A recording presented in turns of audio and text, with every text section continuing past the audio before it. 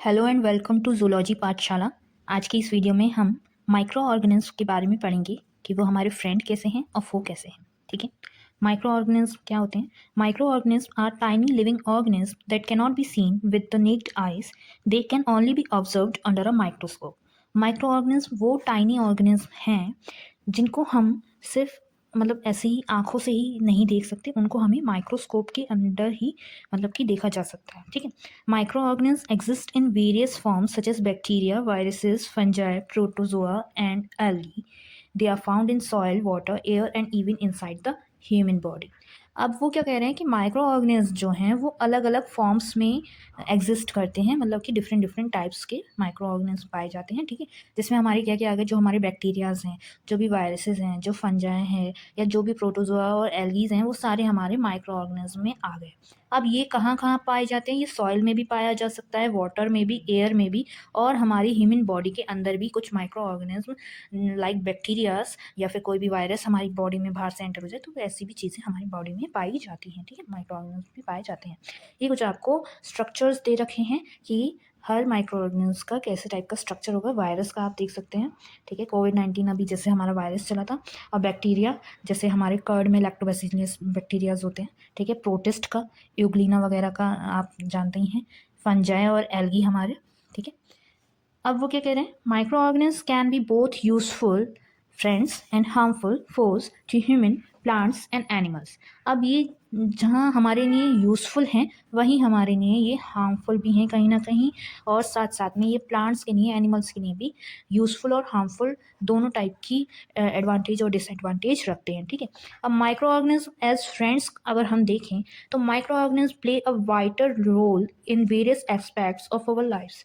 जो हमारे different different functioning है, या मान लो कुछ एस्पेक्ट्स हैं लाइफ के, उसमें माइक्रो ऑर्गेनिज्म का एक अपना रोल रहता है। ठीक है, some of their beneficial uses include, अब उनके कुछ बेनिफिशियल यूजेस देखें जिससे हमें फ़ायदा होता है, तो micro organism in food production में कैसे वो हमें बेनिफिट कर रहे हैं। तो अभी जो हमने बताया था, lactobacillus bacteria has in the formation of curd from milk. अभी मैंने बताया था कि बैक्टीरिया, जो कर्ड में बैक्टीरिया होता है लैक्टोबैसिलस, वो क्या करता है, दही जमाने में मदद करता है दूध से। ठीक है ना। Yeast is used in baking to make bread and cakes fluffy through the process of fermentation. अब फर्मेंटेशन का एक प्रोसेस होता है जिसमें जो ईस्ट है हमारी, ठीक है, वो यूज़ की जाती है। कोई भी हम ब्रेड या केक अगर बेक कर रहे हैं तो उसको फ्लफ़ी बनाने के लिए, उसको सॉफ्ट बनाने के लिए। ठीक है, yeast is also used in making alcoholic beverages like wine and beer. जो ईस्ट है वो हमारे अल्कोहलिक बेवरेजेस बनाने में भी यूज़ की जाती है, जैसे कि हमारा जो वाइन हो गया या बियर हो गया। ठीक है, अगर हम माइक्रो ऑर्गेनिज्म को मेडिसिन में देखें कि वो मेडिसिन में कैसे हेल्प कर रहे हैं, तो micro organism helps in the production of antibiotics which are medicine use to kill disease causing bacteria. अब देखो, ये माइक्रो ऑर्गेनिज्म जो हैं ये हमारे एंटीबायोटिक्स के प्रोडक्शन में मदद कर रहे हैं, जो कि हमारी मेडिसिन होती हैं। ठीक है, और जो क्या काम करें वो मेडिसिन, एक बैक्टीरिया, डिसीज कॉजिंग बैक्टीरिया को मारने का काम करें। कि कुछ माइक्रो ऑर्गेनिज्म ऐसे हो गए जो हमारे को उस मेडिसिन को बनाने में मदद कर रहे हैं, और वो मेडिसिन हमारी कुछ ऐसे बैक्टीरियाज को मार रही है जो हमारी बॉडी के लिए हार्मफुल है। तो यहाँ पे दोनों टाइप का आपको एग्जाम्पल देखने के लिए मिल रहा है। एग्जाम्पल्स ऑफ एंटीबायोटिक्स अगर हम देखें तो penicillium, discovered by Alexander Fleming, is made from a fungus called penicillium. जो पेनिसिलिन है वो अलेक्जेंडर फ्लेमिंग ने डिस्कवर करी थी, बनाई थी एंटीबायोटिक। ठीक है, वो एक फंगस से बनाई जाती है, जिस फंगस की कौन सी species? Penicillium. Vaccines, which help in developing immunity against diseases like polio, measles, and hepatitis, are made using weakened or dead microbes. वो क्या कह रहे हैं, जो वैक्सीन्स होती हैं, वैक्सीनेशन जो हम करवाते हैं किसी भी डिसीज़, जैसे हमारी पोलियो हो गया, हेपेटाइटिस बी हो गया, टिटनेस वगैरह हो गया, ये सब की जो वैक्सीनेशन होती है हमारी, तो ये हमें इम्यूनिटी प्रोवाइड कराती है। ठीक है, और ये बनी किससे हैं? ये वैक्सीन्स जो हैं ये ऐसे माइक्रोब्स या माइक्रो ऑर्गेनिज्म कह लो जो डेड हो चुके हैं या फिर वो वीक हो चुके हैं, ऐसे उनको यूज़ करके हम इन वैक्सीन्स को बनाते हैं। ठीक है, माइक्रो ऑर्गेनिज्म इन एग्रीकल्चर, अगर हम एग्रीकल्चर में देखें माइक्रो ऑर्गेनिज्म क्या काम करें, तो certain bacteria such as rhizobium helps in nitrogen fixation and enriching the soil by converting atmospheric nitrogen into usable form for plants. जो हमारे कुछ बैक्टीरियाज हैं, जैसे कि हम राइजोबियम की बात कर लें, तो वो नाइट्रोजन फिक्सेशन जो साइकिल होती है, नाइट्रोजन साइकिल, उसमें जो नाइट्रोजन फिक्सेशन का प्रोसेस हो रहा है उसको करने में हमारा मदद करते हैं, जिससे कि जो सॉइल है वो अच्छी हो जाती है, हमारे जो प्लांट्स हैं उनको नाइट्रोजन जो चाहिए होती हैं जिस फॉर्म में, उस फॉर्म में मिल जाती है उस सॉइल में से, ठीक है। तो इससे क्या होता है, जो प्लांट्स की नाइट्रोजन की नीड है वो फुलफिल होगी और उनकी ग्रोथ वगैरह जो है अच्छी रहेगी। Micro organism help in composting where they decompose plants and animals waste into manure. अब मान लो जो प्लांट्स और एनिमल्स हैं, जो डेड ऑर्गेनिज्म हैं, उनको कंपोस्ट करने में, मतलब उनको कंपोस्ट बनाने में, मैन्योर बनाने में मदद करते हैं। उनके डिकम्पोजिशन प्रोसेस होता है उनके ज़रिए, तो उससे क्या होता है, वो जो डेड प्लांट्स ऑर्गेनिज्म हैं या एनिमल्स वगैरह कुछ भी हैं, तो उनसे हमारा जो है मैन्योर जो है बन जाता है, ठीक है। Microorganisms in cleaning the environment. Microbes decomposes dead organic matter into simpler substances, returning nutrients to the soil. अब ये जब डिकम्पोजिशन का प्रोसेस कर रहे होते हैं, तो ये क्या करते हैं कि जो न्यूट्रिएंट्स उसमें से निकल रहे हैं वो हमारे जो मतलब सॉइल में चले जाते हैं दोबारा से, तो उससे क्या होता है, हमारी सॉइल की फर्टिलिटी जो है वो इम्प्रूव होती है, ठीक है। They help in sewage treatment by breaking down waste materials. अब ये जो कूड़ा कबाड़ जो मतलब सॉइल के पास पड़ा होता है, तो उसमें से आधे से ज़्यादा वेस्ट जो है हमारा जो है माइक्रो ऑर्गेनिज्म डिकम्पोज करने में हमारा मदद करते हैं। तो उससे क्या होता है कि हमारा जो वेस्ट मटेरियल है, जो हमारी गंदगी फैल रही है, उसको भी मतलब एक तरह से कम करने में वो मदद कर रहे हैं। माइक्रो ऑर्गेनिज्म इन डाइजेशन, अगर हम डाइजेशन की बात करें तो जो ह्यूमन इंटेस्टाइन है, वहाँ पे कुछ ऐसे बैक्टीरियाज प्रेजेंट होते हैं जो हमारे डाइजेशन में मदद करते हैं, ठीक है। और कुछ विटामिन का प्रोडक्शन में भी हेल्प करते हैं, जैसे कि हमारा विटामिन B12 हो गया, उसके प्रोडक्शन में भी वो हेल्प करते हैं माइक्रो ऑर्गेनिज्म, ठीक है। नेक्स्ट देखते हैं माइक्रो ऑर्गेनिज्म एज फोर्स। अगर वो हम देखें कि वो हमारे लिए हार्मफुल किस वे में है, तो कैसे होंगे। While micro organism are helpful, some can cause harm by spreading diseases, spoiling food and damaging crops. कुछ ऐसे ऑर्गेनिज्म, माइक्रो ऑर्गेनिज्म भी होते हैं जो डिसीज़ फैलाते हैं, और या फिर खाना वगैरह होता है उनको ख़राब कर देते हैं, स्पॉइल कर देते हैं, सड़ा देते हैं, या फिर वो जो क्रॉप्स होते हैं उसमें कीड़ा वगैरह जो लग जाता है, या क्रॉप्स जो गल जाते हैं, ख़राब हो जाते हैं। तो ऐसी भी चीज़ें माइक्रो ऑर्गेनिज्म की वजह से हो जाती है। अगर हम देखें first disease causing micro organism, जिनको हम पैथोजन भी बोल सकते हैं, वो क्या होते हैं। Some micro organism can cause diseases in humans, animals and plants. Disease caused by microorganisms can spread through air, water, food, insects, and direct contact. कुछ माइक्रोऑर्गेनिज्म ह्यूमंस में, एनिमल्स में और प्लांट्स में डिसीज फैला सकते हैं, और ये एयर से, वाटर, फूड, इंसेक्ट्स या फिर डायरेक्ट कॉन्टैक्ट कैसे भी ये जो है डिसीज़ जो है फैल सकती है, ठीक है।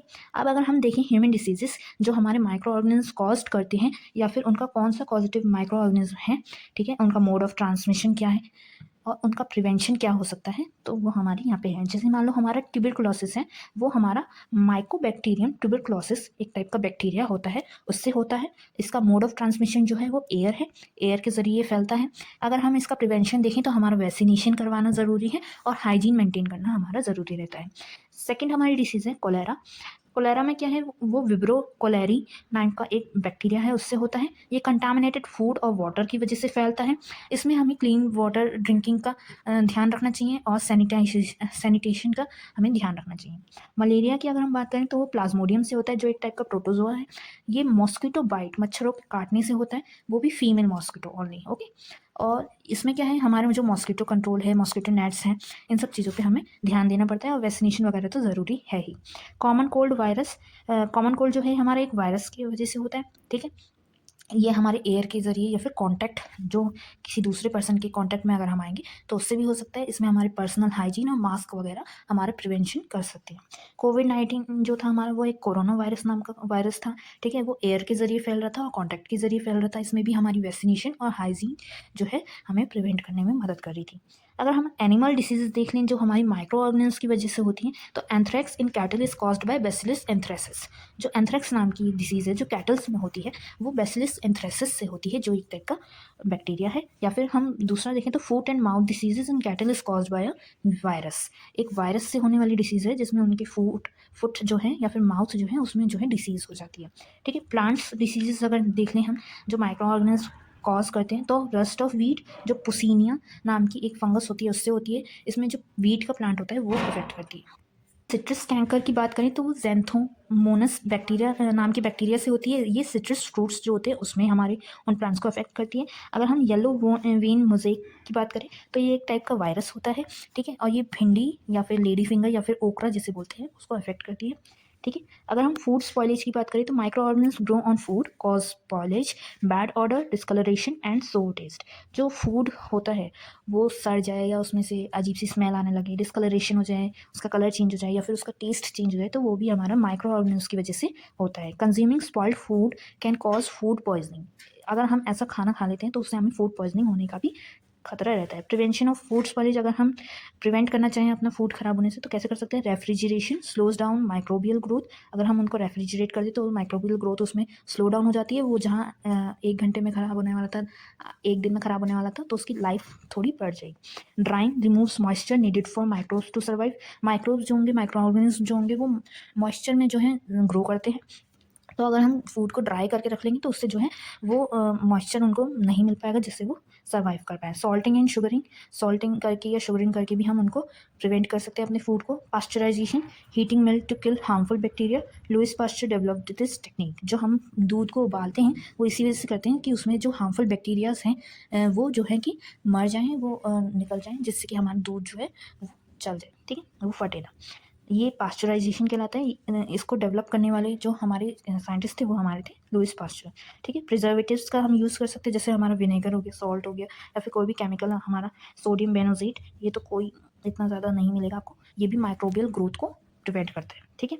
वाटर कंटेमिनेशन की अगर हम बात करें, dirty water contains harmful micro organism that cause diseases like cholera, typhoid and dysentery. तो अगर गंदा पानी भी अगर हम पी रहे हैं तो उसमें भी कुछ ऐसे हार्मफुल माइक्रोब्स होते हैं जो हमारे को डिसीजेस फैला सकते हैं, ठीक है, डिसीजेस हमारे को कर सकते हैं। Proper sanitisation, boiling water and using water purifiers help prevent these diseases. अगर हम प्रॉपर सैनिटाइजेशन रखें, पानी जो है उबाल के पिएँ या वाटर प्योरीफायर्स का पानी पिएँ, तो इन डिसीजेज से हम प्रिवेंट कर सकते हैं अपने आप को। क्रॉप डैमेज की बात करें तो fungal and bacterial infections can destroy crops and lead to huge economic losses for farmer. अगर मान लो जो एक खेती करी है किसी ने और उसमें कोई फंगल या बैक्टीरियल इन्फेक्शन हो गया, वो खेती जो है पूरी ख़राब हो गई, तो वो फार्मर के साथ साथ हमारे जो इकोनॉमिक प्रोडक्शन है उसमें भी हमारा जो है लॉस होता है। Pesticides and fungicides are use to protect crops. अब इन फंगस से या फिर इन बैक्टीरियल इन्फेक्शन से बचाने के लिए पेस्टिसाइड्स या फिर फंजीसाइड्स जो होते हैं उनको यूज़ करा जाता है उन क्रॉप्स को बचाने के लिए। अगर हम फूड प्रिजर्वेशन की बात करें तो micro organism grow on food when conditions such as moisture, warmth and nutrients are available. This cause food spoilage leading to bad odor, discoloration, and sometimes food poisoning. To prevent food spoilage and keep food safe for consumption, various food preservation techniques are used. अभी हमने जैसे पढ़ा कि अगर मान लो food है और उसमें माइक्रो ऑर्गेनिज्म ग्रो करने की जो कंडीशंस हो गई, उसमें वो हो गया कि उसमें मॉइस्चर प्रेजेंट है या उसमें वार्मथ है और न्यूट्रिएंट्स जो है वहाँ पे अवेलेबल है। अगर ये सब होगा तो फिर माइक्रो ऑर्गेनिज्म उस पर ग्रो कर जाएंगे और उस फूड को जो है स्पॉयल कर देंगे और बैड ऑर्डर क्रिएट करेंगे या उनका कलर डिस्कलरेशन हो जाएगा, ठीक है। और अगर हमने ऐसे फूड को कंज्यूम किया तो हमारी को फूड पॉइजनिंग हो सकती है। तो इन सब चीज़ों को बचाने के लिए जो है कि हमारी जो ये प्रैक्टिसेस थी, प्रिजर्वेशन प्रैक्टिसेस, इनको हमें यूज़ करना चाहिए, ठीक है। मेथड्स ऑफ फूड प्रिजर्वेशन देख लेते हैं। फर्स्ट होता है हमारे केमिकल मेथड। केमिकल मेथड में क्या होता है? Certain chemicals called preservatives are added to food to prevent microbial growth. ये जो आप पैकेट फूड्स वगैरह देखते हो इसमें जो है प्रिजर्वेटिव्स ऐड किए जाते हैं जिससे कि इनकी शेल्फ लाइफ जो है वो बढ़ी रहे और ये जो माइक्रोबियल ग्रोथ है इसमें ना हो। Common preservatives include sodium benzoate and sodium metabisulphite used in jams, squashes and pickles. Vinegar used to prevent pickles and sauces. अभी हम आपको कॉमन फूड प्रिजर्वेटिव्स दे रखे हैं जो यूज़ किए जाते हैं इन सब फूड्स को, जो पैकेट फूड्स हैं या पिकल्स वगैरह हैं, जैम्स वगैरह हैं, इनको प्रिवेंट करने के लिए। प्रिवेंशन बाय कॉमन सॉल्ट, अगर हम देखें, salt is use to preserve meat, fish, amla, raw mangoes and pickles. Salt prevents the growth of bacteria by drawing out moisture through osmosis. अब ये सॉल्ट को कैसे यूज़ कर सकते हैं? जो सॉइल होता है वो किसी भी टाइप की बैक्टीरिया की ग्रोथ को प्रिवेंट करता है। कैसे? वो मॉइस्चर जो है उस फूड में से बिल्कुल निकाल देगा ऑस्मोसिस की प्रोसेस के थ्रू। इससे हम इस टेक्निक से हम क्या क्या प्रिजर्व कर सकते हैं? मीट, फिश, आंवला या फिर रॉ मैंगोज और पिकल्स को हम प्रिवेंट कर सकते हैं। Preservation of sugar by sugar देखते हैं। Sugar is use to preserve jam, jellies and squashes. It reduce moisture content preventing the growth of microbes. ये भी हमारा सॉल्ट की तरह ही वर्क करेगा, ठीक है। मॉइस्चर कंटेंट को ये कम कर देगा जिससे कि हमारी माइक्रोब्स की ग्रोथ कम हो जाएगी। ये जैम्स, जेलीज या स्क्विशेस जो होती हैं हमारी, उनको प्रिजर्व करने में मदद करता है। Preservation by oil and vinegar, इसमें क्या होता है? ऑयल और विनेगर जो है प्रिवेंट करते हैं बैक्टीरियल ग्रोथ को एक अनफ्रेंडली इन्वायरमेंट क्रिएट करके उनके लिए। अगर अनफ्रेंडली इन्वायरमेंट होगा, उनका सुटेबल इन्वायरमेंट नहीं मिलेगा उन्हें, तो फिर वो ग्रो नहीं कर पाएंगे, ठीक है। Pickles, fish and meat are preserved using oil and vinegar. अगर हम हीट एंड कोल्ड ट्रीटमेंट्स की बात करें, बॉइलिंग में क्या होगा, जो बैक्टीरियाज हैं उनको मारने के लिए, जैसे अभी हमने मिल्क का एक एग्जांपल पढ़ा था, और अगर हम वाटर को बॉईल करके पीते हैं तो वो हमारे लिए ड्रिंकिंग वाटर को मतलब प्योरीफाई करने का काम करता है। रेफ्रिजरेशन और फ्रीजिंग में हमारा क्या होता है, माइक्रोबियल ग्रोथ जो है वो स्लो हो जाती है। जैसे हमारी जो मिल्क है, वेजिटेबल है, फ्रूट्स है या मीट है, उसमें इतनी जल्दी से माइक्रोबियल ग्रोथ नहीं होती, वो ख़राब नहीं होती। ठीक है, पास्चराइजेशन में अभी हमने पढ़ा था, मिल्क को बॉयल करने वाली टेक्निक जो लुईस पास्चर ने क्रिएट करी थी, मिल्क को प्रिजर्व करने के लिए यूज़ की जाती है। Milk is heated to 70 degree Celsius for 15 to 30 seconds and then quickly cooled. इसमें क्या होता है, मिल्क को 70 डिग्री सेल्सियस पे 15 से 30 सेकंड तक के लिए जो है कि गर्म किया जाता है और फिर उसको तुरंत ही ठंडा कर दिया जाता है। This process called pasteurisation was developed by Louis Pasteur. It kills harmful bacteria while keeping the milk safe and fresh. अब अगर हम स्टोरेज एंड पैकेजिंग की बात करें तो dry fruits like grains and pulses are stored in air tight containers to protect them from moisture and paste.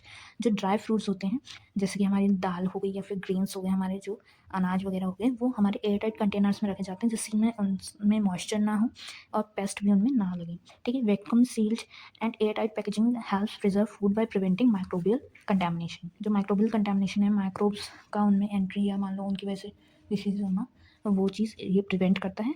ठीक है, तो इससे हमारे स्टोरेज में हम उनको लंबे टाइम तक के लिए स्टोर करके रख सकते हैं।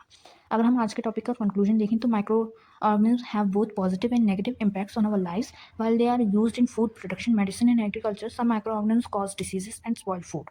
By maintaining proper hygiene, using vaccines, and preserving food correctly, we can prevent harmful effects and harness the benefits of microorganisms. By using food preservation methods like refrigeration, chemical preservatives, and airtight storage, we can prevent food spoilage and extend shelf life. These techniques help keep food safe, reduce wastage, and protect against foodborne diseases. तो वो क्या कह रहे हैं कि micro organism जो है हमारे लाइफ में जो है पॉजिटिव और नेगेटिव इम्पैक्ट दोनों टाइप रखते हैं।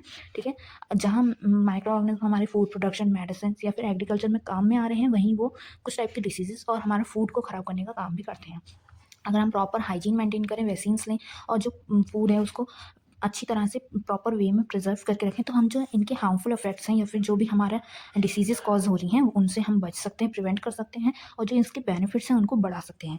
फूड प्रिजर्वेशन मेथड्स हमें जो है रेफ्रिजरेशन हो गया या केमिकल प्रिजर्वेटिव्स हो गई या फिर एयर टाइट स्टोरेज हो गया, ये चीज़ें हमारे फूड स्पॉलेज को कम करने में और बचाने में फूड को मदद करती हैं, एक्सटेंड करती हैं ये शेल्फ लाइफ, और इनसे हमारा जो फूड वेस्टेज है वो भी कम होता है और जो डिसीजेस फैलने का खतरा होता है वो भी कम हो जाता है। तो यही था हमारा आज का topic, micro organism, friends and foe. और भी वीडियोस के लिए आप मुझे फॉलो कर सकते हैं। Please like, share and subscribe my channel. Bye bye.